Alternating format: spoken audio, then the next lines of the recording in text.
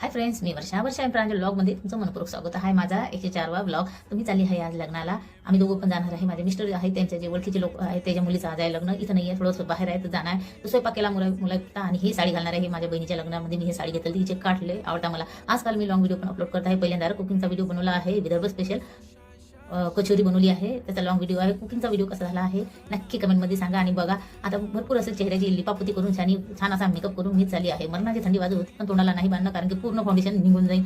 अंगार बरं पडला तर चालेल, पण तोंडाला नाही बांधणार आणि स्वेटर नाही घालणार कारण की मी चालली आहे लग्नाला. आता दोघे जण गाडीवर बसले, निघले आणि इथं आले आमचा योगाचा ग्रुप पूर्ण बायका. कारण की नवरीची जी आई आहे ती पण आमच्या सोबतच योगा करते, तर आम्ही सगळ्याच बायका इथं येऊन गेल्या.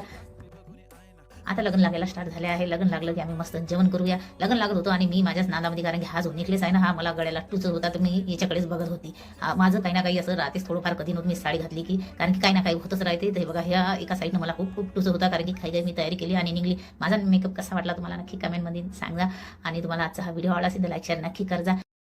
जेवढे बी मी लॉंग व्हिडिओ अपलोड करत आहे, जसं विदर्भ स्पेशल कचोरी बनवली आहे तुरीच्या दाण्याची, ते बी लोकांना पसंत केली. जीन्सची फिटिंग कशी करायची, टॉपची फिटिंग कशी करायची, भरपूर व्ह्यूज आले आहे माझ्या याला. जेवढे बी लॉंग व्हिडिओ आहेत, मी अलिबागला फिरायला गेली होती, तिथं पण व्हिडिओ बनवला होता, त्याला पण छान व्ह्यूज आले.